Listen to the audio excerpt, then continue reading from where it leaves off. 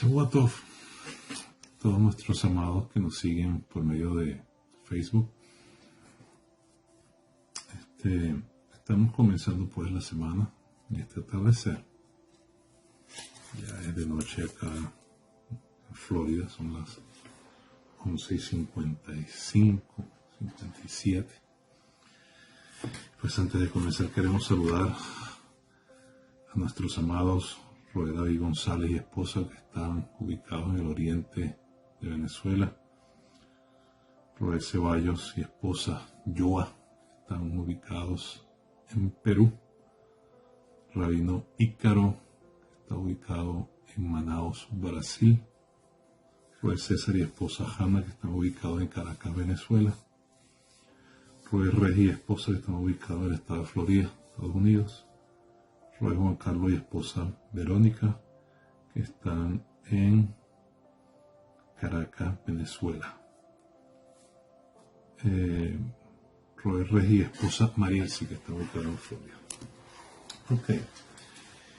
Hoy entonces estamos comenzando el ciclo de las Parashot, ¿verdad? Estamos comenzando con Bereshit o con Génesis. Yo quisiera entonces seguir hablando un poco del tema que hablamos la semana pasada con respecto a la construcción del tercer templo, las consecuencias y hacia dónde vamos como creyentes, la situación del mundo, etcétera, etcétera. Entonces, tomo en consideración Bereshit o Génesis 3:7, dice: entonces fueron abiertos los ojos de ambos y conocieron que estaban desnudos. Eso fue cuando Adán y Eva pecaron. Entonces cosieron hojas de higueras y se hicieron delantales. El 3:21 dice: y Yahvé Adonai hizo al hombre y a su mujer túnicas de pieles y los vistió. Me llama mucho la atención porque se está hablando de higueras, que el hombre de alguna manera se vistió con hojas de higuera cuando se dio cuenta que estaba desnudo. El darse cuenta que está desnudo es, en otras palabras, es haber abierto el corazón a la mala formación, o a lo que los rabinos llaman también Yetzer Hara, tendencia al mal, lo que es concupiscencia. Entonces, hay una posición rabínica contemporánea, por ejemplo, que se la ha oído al rabino Ariel Cohen Ayoro, donde él dice que la palabra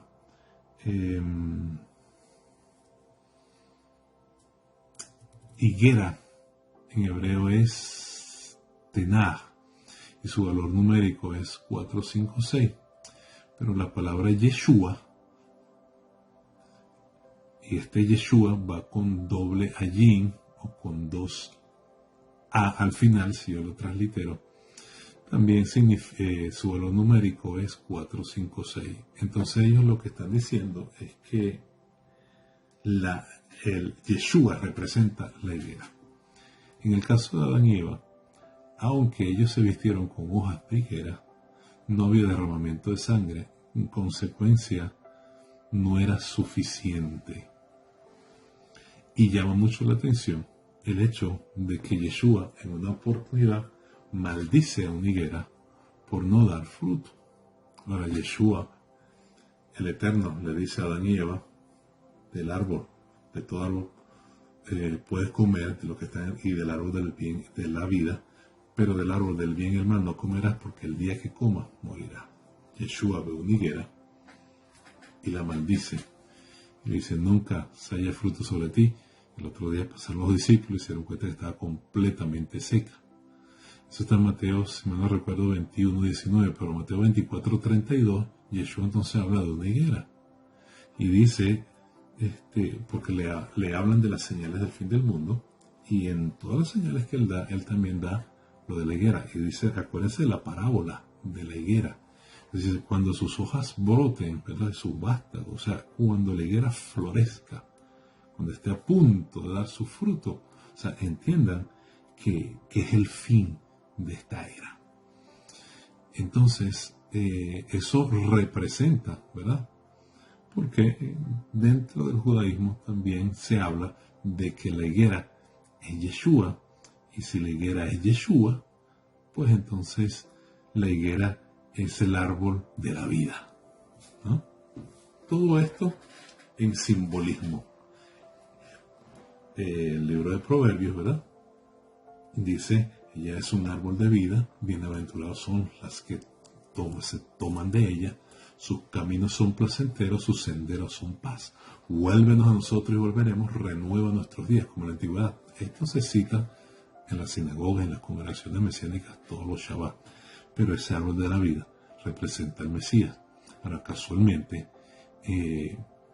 la higuera, la suma de sus letras, que es una interpretación de gematría, es 4, 5, 6, y Yeshua, con doble ayin. Entonces, ¿por qué le ponen dos ayin al final, o dos a, representando su primera y segunda venida? También da entonces 456. Es como que Yeshua maldice una higuera porque no es apta para comer, pero dice, hay otra que va a florecer y dar fruto, y cuando ella esté presente y ustedes la vean, entiendan que estamos en los tiempos finales. Esto de alguna manera representa que en el pueblo de Israel habrá una explosión de un avivamiento y de un conocimiento hacia el Mesías, porque él dice, cuando la higuera entonces reverdezca, cuando la higuera entonces dé sus flores, sus vástagos reverdezcan, entonces estamos en tiempos finales. Entonces da la impresión que esta es una higuera que sí tiene un buen fruto. Y me llamó muchísimo la atención porque el rabino decía, yo puedo ver el fruto de esa higuera y estoy listo. Ani Mohan, decía él, Ani Mohan. Yo estoy listo para comer del fruto de esa higuera, el cual representa a Yeshua. Bueno, lo importante de todo esto es que esto es una señal también para el fin, el asunto de la higuera. Pero debe haber entonces el derramamiento de sangre, porque sin derramamiento de sangre no hay remisión de pecado. Y por eso es que en Bereshit, en Génesis, cuando Adán y Eva se visten, ¿verdad?, con hojas de higuera, el Señor sigue viendo su pecado. Pero dice más adelante, ¿verdad?, en Bereshit 3:21, que el Señor hizo al hombre y a la mujer túnicas de pieles y los vistió. Entonces, si los vistió con pieles, quiere decir que hubo sacrificio, que hubo derramamiento de sangre. Entonces, el perfecto sacrificio y la perfecta sangre, que dicho sea de paso, tiene un precio, y por eso es que la palabra dice que Yeshua nos compró a precio de sangre, y esto me sorprendió mucho cuando este rabino hablaba esto, porque él dice que en el judaísmo actual, contemporáneo, por ejemplo, cuando se estudia la parte de la gematría y de las palabras, él dice que dam, que es sangre en hebreo, el valor numérico es 378, pero kesef, que es moneda, que es dinero en hebreo, también es 378. Entonces él decía que la sangre tiene un precio, y esto calza exactamente con lo que dice la palabra, porque Rav Shaul nos dice que nosotros fuimos comprados a precio de sangre. Pero él también decía que cuando uno da sedacá, o cuando uno ayuda en todos los aspectos, eso es representado como sangre que uno da, porque la sangre es vida. Entonces Yeshua quiere para nosotros que vivamos vida y vida en abundancia. Quiere para el necesitado que tenga vida y vida en abundancia. Vida en abundancia es tener absolutamente todo lo que el Señor ha creado para él. Y cuando uno da entonces de lo que uno tiene, lo que uno da, como tiene un valor, es representado como sangre. Así como Yeshua nos dio lo que nosotros necesitábamos. ¿Y qué necesitábamos nosotros? Necesitábamos sangre pura, sin pecado, porque la sangre de Adán ya se había ensuciado por el pecado. Ya no estaba apta, no estaba kosher, y necesitábamos, como pobres de espíritu, Necesitábamos a alguien que tuviera una sangre pura y sin pecado. Y eso fue exactamente lo que nos dio Yeshua. Entonces dice, cuando uno da a otro, oiga, esto lo está diciendo hoy, rabino contemporáneo, llamado Ariel Cohen Ayoro.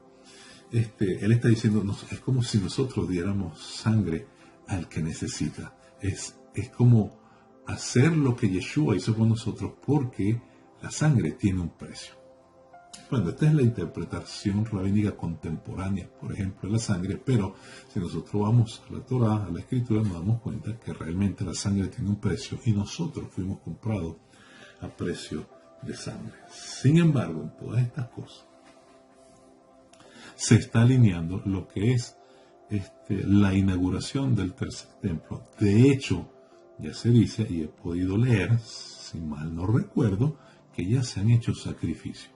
Esto es sumamente peligroso, porque el hecho de que hagan sacrificios sin Yeshua está alineándose a la apertura y construcción del tercer templo para que se siente el anticristo, porque el anticristo precisamente va a prohibir que haya entonces los sacrificios que se están ya haciendo en el templo.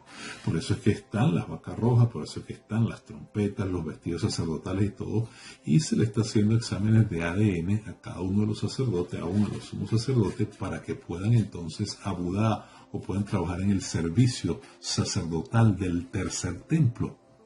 El asunto es que el tercer templo va a ser para el anticristo, donde él se va a sentar y va a decir, yo soy Dios, y va entonces a prohibir los sacrificios.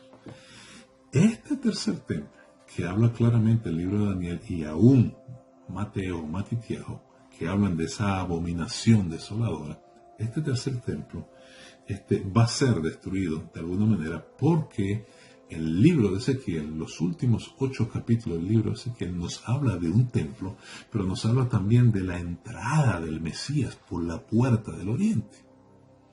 Y ese sería entonces el cuarto templo. Y ese cuarto templo tiene una particularidad, porque la palabra dice en Apocalipsis que la Jerusalén celestial, que el tabernáculo descenderá. Es decir, la Jerusalén de arriba se unirá a la Jerusalén de abajo. Y Ezequiel nos está hablando de ese templo y nos da las medidas y nos da todo y nos dice que ahí sí habrá sacrificios. Pero este tipo de sacrificio es para recordar la obra redentora que Yeshua hizo por nosotros. Es una forma de adoración. Y así como la sangre del Cordero quita el pecado del mundo, Yeshua, la sangre de los machos cabríos, Cordero, quita el pecado de los hombres. Así, la sangre del Cordero de Elohim quita el pecado del mundo. Entonces va a ser una adoración al Rey, una adoración al Mesías, al que está sentado en su trono de gloria por los siglos de los siglos. No como ahorita, que es un judaísmo sin Yeshua, sin la confesión de Yeshua, y cada vez que nos acercamos a los tiempos finales cobran más las palabras poderosas que dijo Yeshua: yo soy el camino, yo soy la verdad y yo soy la vida. Nadie viene al Padre sino por mí. El que confesare con su boca que Yeshua es el Señor y creyere en su corazón que Elohim lo resucitó de los muertos, será salvo. Pero si hay un tercer templo, pero si hay una línea sacerdotal con ADN, pero si hay el sacrificio de la vaca roja y todos los implementos que se utilizaban en los templos anteriores, pero Yeshua no está, entonces simplemente no tiene validez en el cielo. Simplemente es una mentira que se está alineando y preparando el camino para que el anticristo venga y se siente y se cumpla la abominación desoladora que nos habla Daniel y nos habla el libro de Mateo.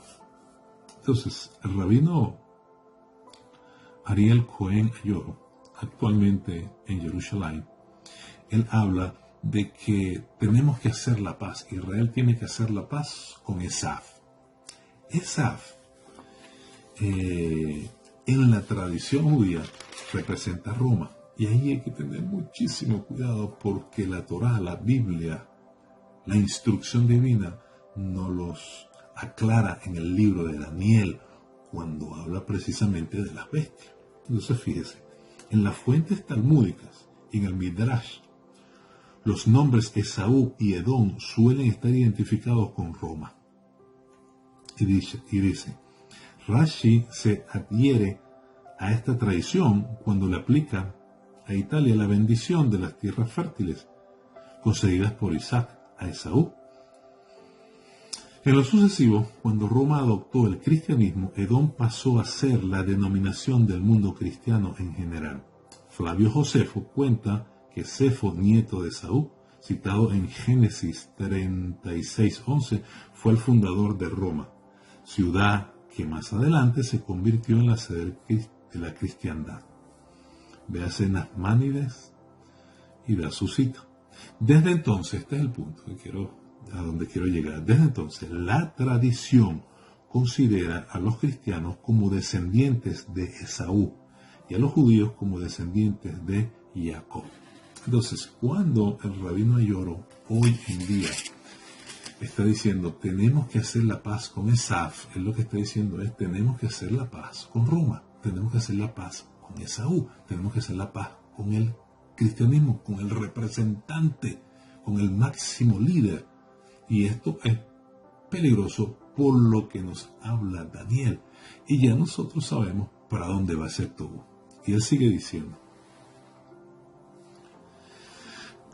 se está tratando de convencer al actual Sanedrín de Jerusalén de que la única manera de terminar el conflicto palestino y el antisemitismo en el mundo es volviendo a recrear el juicio de Yeshua y declararlo inocente y regresarlo al pueblo de Israel, como Mashiach ben Yosef. Esto traerá la reconciliación entre Jacob y Esaú y el final del exilio de Israel.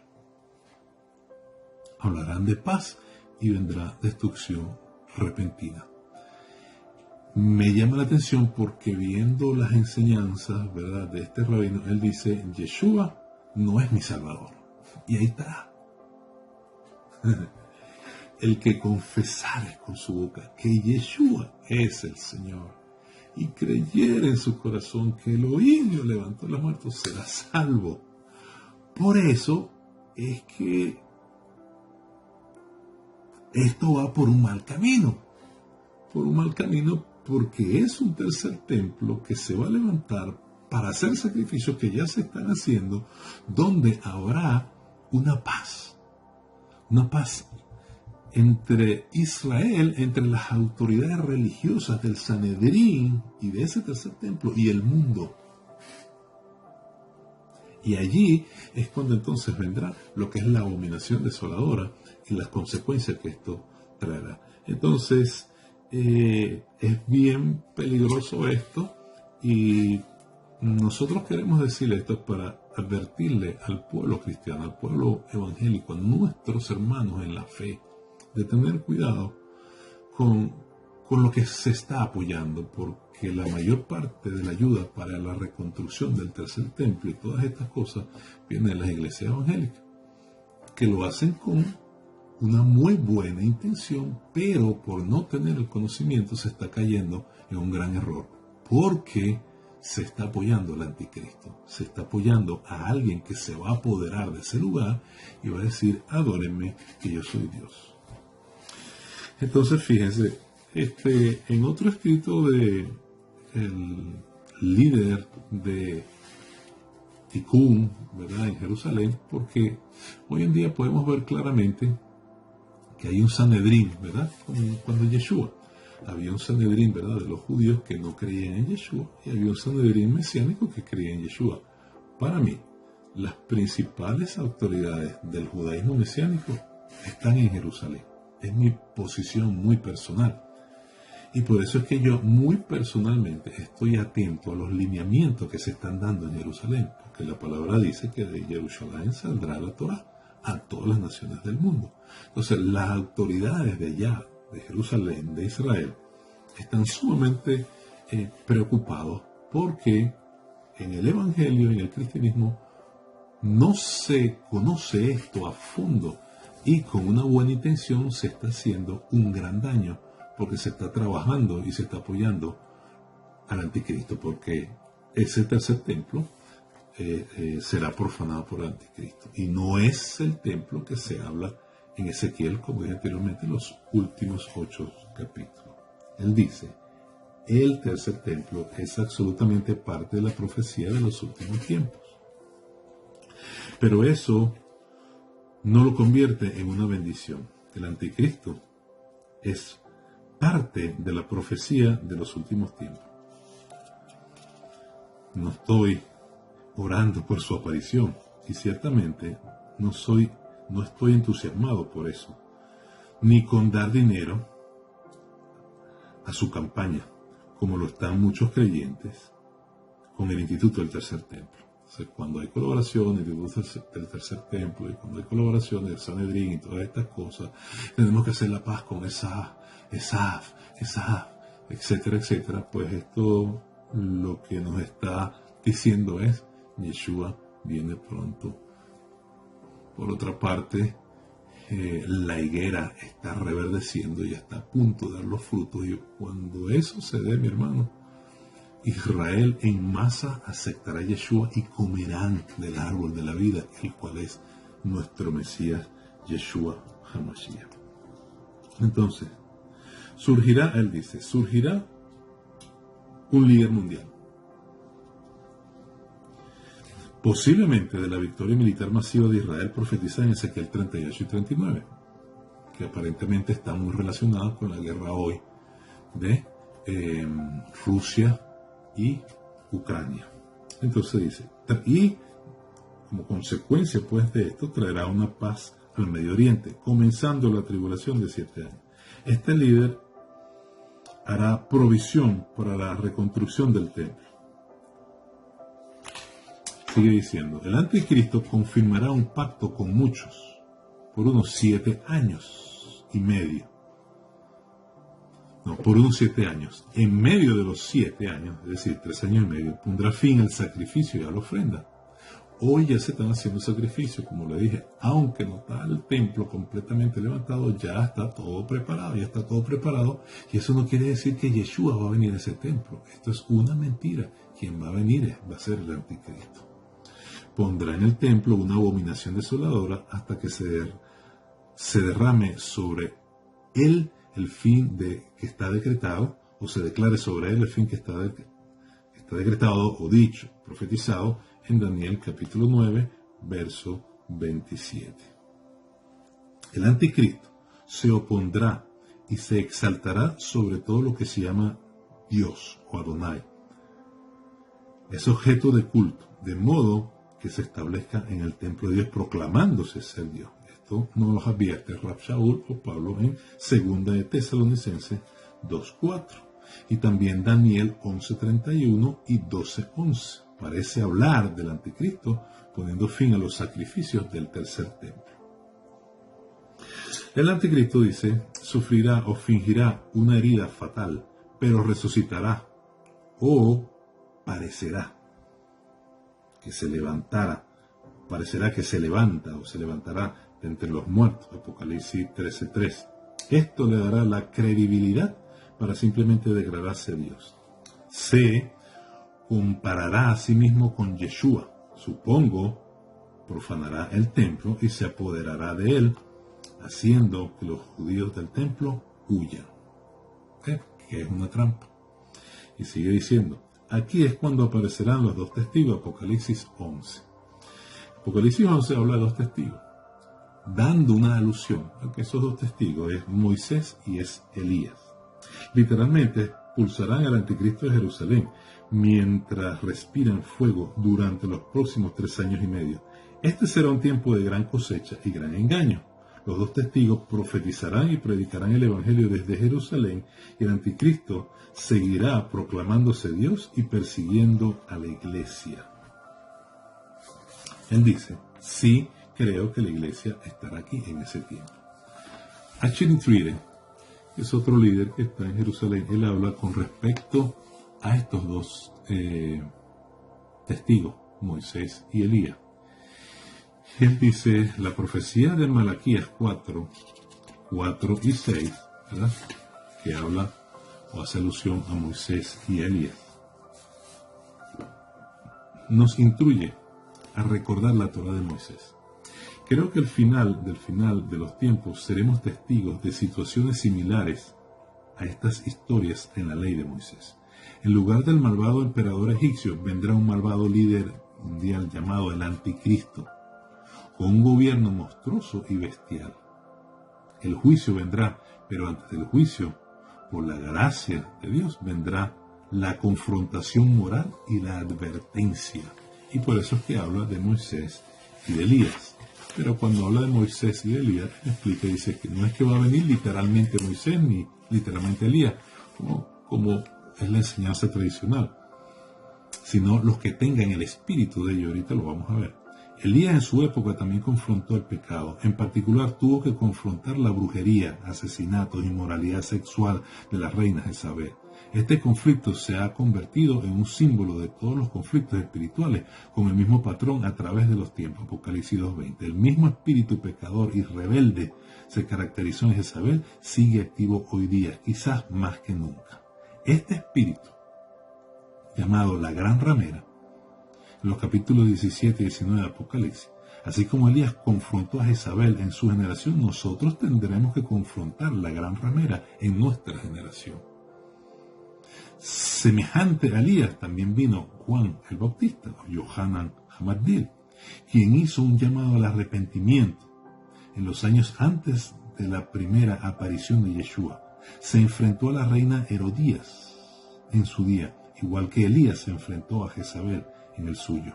Claramente no era el propio Elías, y este es el punto. Claramente no era el propio Elías a regresar, sino otro ser humano con el espíritu y el poder de Elías y también de Moisés. Lucas 1:17.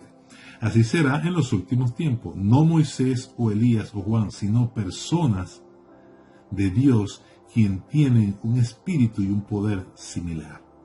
Este mandato profético es enorme. Es como combinar juntos a Moisés, Elías, Noé y Lot. La batalla ya ha comenzado. Sí, habrá una etapa final en la que aparecerán figuras similares a Moisés y Elías, pero el mandato es relevante para todos nosotros en cualquier momento como discípulos de Yeshua. Necesitamos estar preparados ahora. El pueblo del Señor debe estar listo. Lucas 1:17, Apocalipsis 19:7. El mundo debe ser advertido y que se le ofrezca la gracia del Señor. Ya estamos entrando en días como Elías y como Moisés. Esto es bien interesante porque cuando vemos entonces la posición de este Sanedrín mesiánico, por decir así, y la posición del otro Sanedrín tradicional, por decir así, o judaísmo sin Yeshua, nos damos cuenta que son completamente opuestos. Y lamentándolo mucho, vendrá el engaño a las naciones y a nuestro amado pueblo. Entonces, Ron Cantor dice que se ha argumentado, ¿verdad?, que debemos respaldar el tercer templo porque nos llevará más cerca de la venida de Yeshua. Él dice, encuentro que eso es falso. Eso es como amar al pueblo judío solo porque sabes que la aceptación judía conducirá a la segunda venida según Romanos 11:15.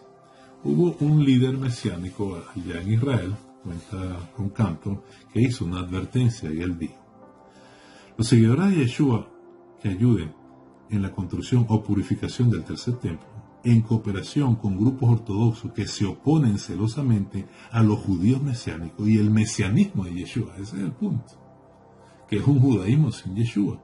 La piedra que desecharon los edificadores ha venido a ser cabeza del ángulo. Si Adonai, por medio de Yeshua, no edificará la casa, en vano trabajan los edificadores. Entonces,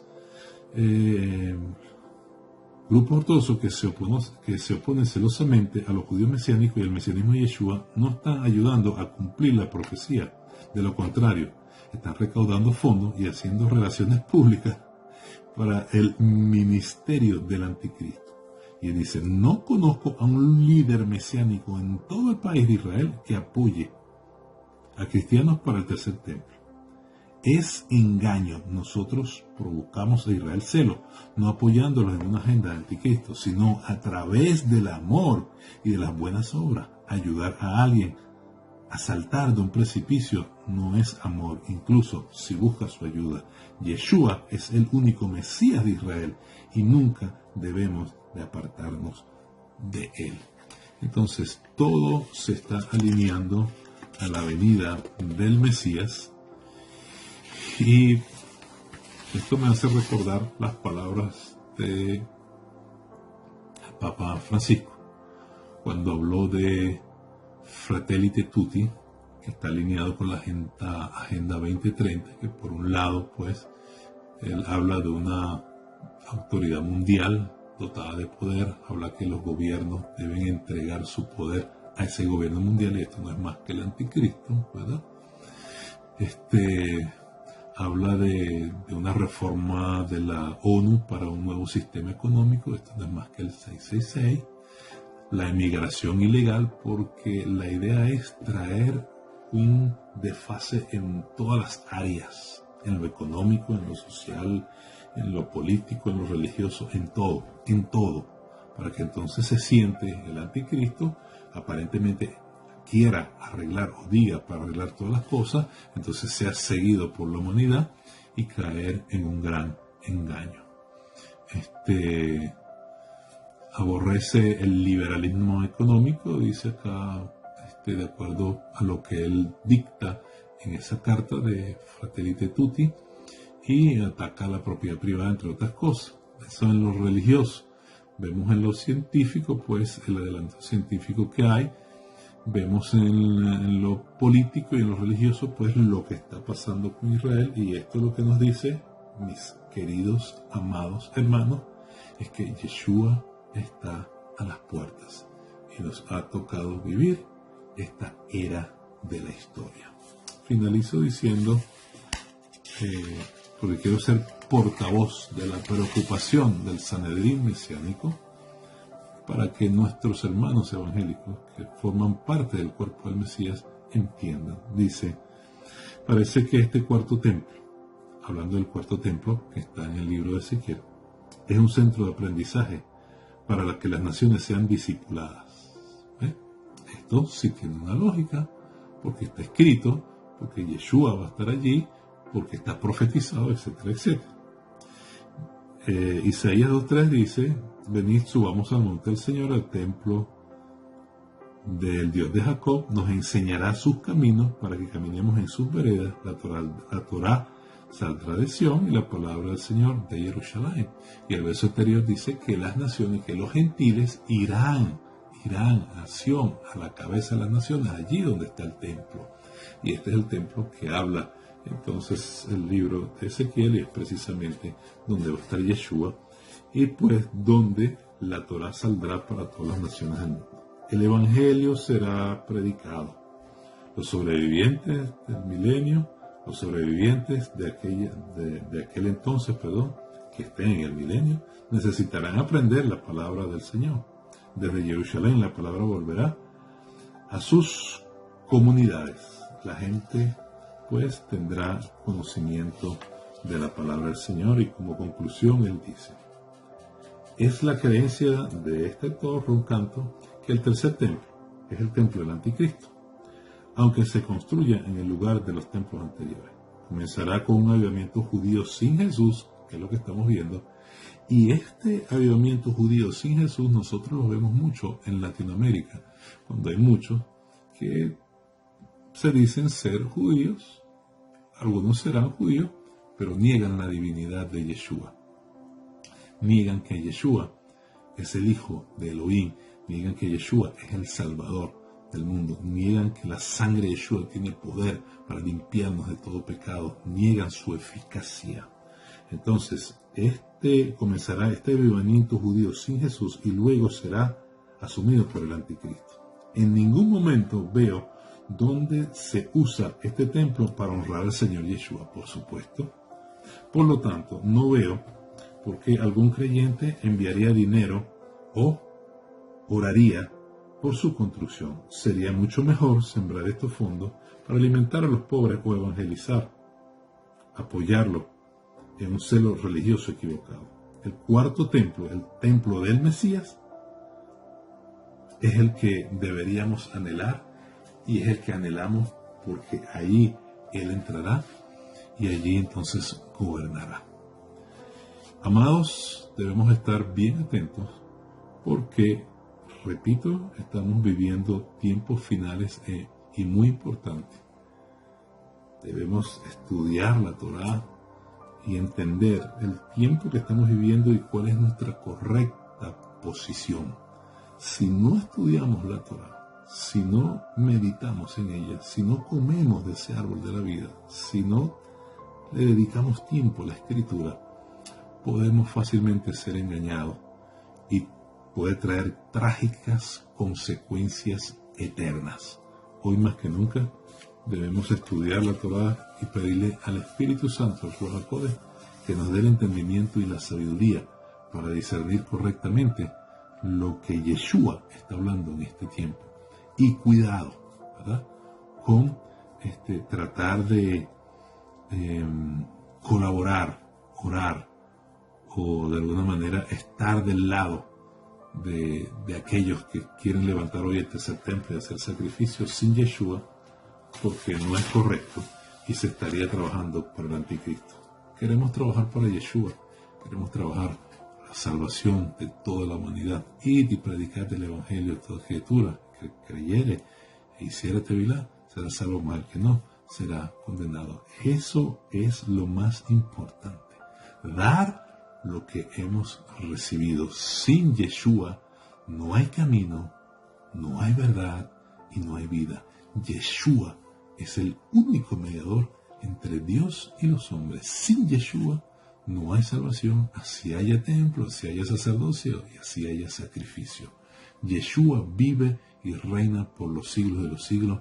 Es nuestro Mesías de Israel y de las naciones del mundo y viene pronto.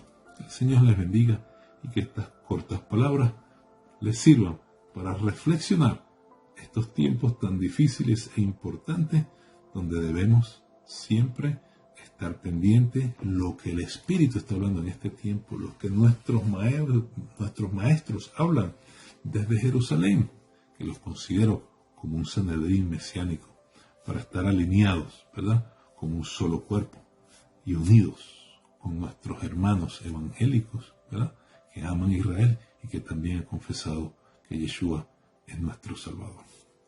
Será hasta la próxima, que tengan una semana de muchísima bendición y Shalom Ubrajot, paz y bendiciones.